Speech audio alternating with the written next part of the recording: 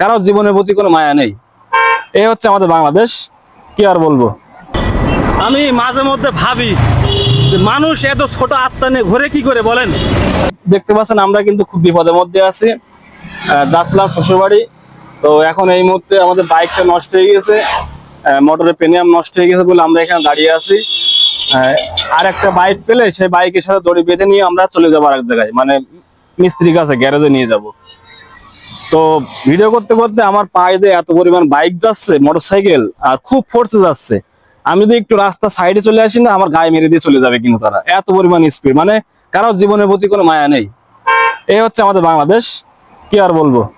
অনেকক্ষণ অপেক্ষা করার পরে কিন্তু একটা ভ্যান পেয়েছি। চাচা কিন্তু মোটেই রাজি হচ্ছিল না, তারপরেও কিন্তু আমরা চাচাকে বলে রাজি করিয়েছি। এখন এই দড়ি বাঁধা হচ্ছে, দেখতে পাচ্ছেন। দড়ি বেঁধে বাইকটা কিন্তু আমরা কিন্তু গ্যারেজে নিয়ে যাব।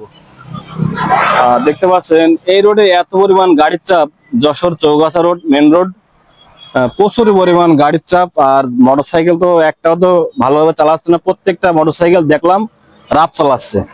আর এই রাফ চালানোর কারণেই কিন্তু মানুষ অ্যাক্সিডেন্ট করতেছে, আর উপরে চলে যাচ্ছে। না, মোটর কিন্তু অনেক গরম হয়েছে। যাই হোক, আল্লাহ ভরসা। চলো, সব দড়ি দড়ি বান্ধা রেডি হয়ে গিয়ে দেখতে পাচ্ছেন। এখন আমরা টান দেবো। চাচা, আমি ওখানে বসবো? হ্যাঁ, আমি ভ্যানে বসছি। ঠিক আছে, চলেন। আমি ভ্যানে বসে আছি, তা না হলে চাচার একটু চাপ পড়ে যাবে। আস্তে আস্তে আস্তে আসেন। হ্যাঁ, ওই তো চলে আসছে ইনশাল্লাহ। রাস্তা পর উঠলেই ইজি হয়ে যাবে। হয়ে গেছে ইনশাল্লাহ।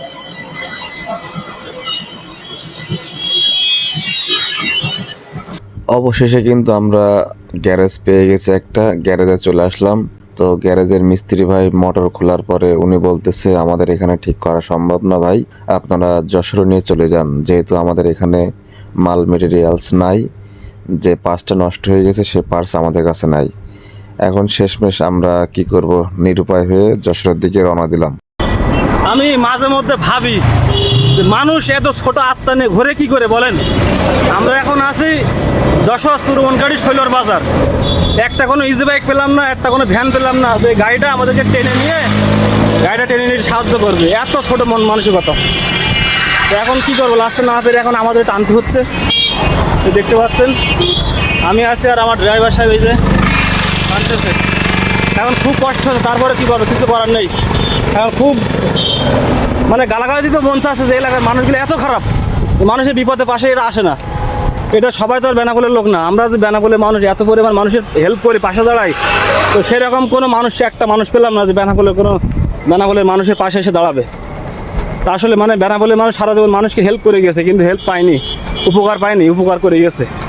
এটা হচ্ছে মানুষের নীতি। কি আর বলবো, কিছু বলার নেই, আর বলার নেই।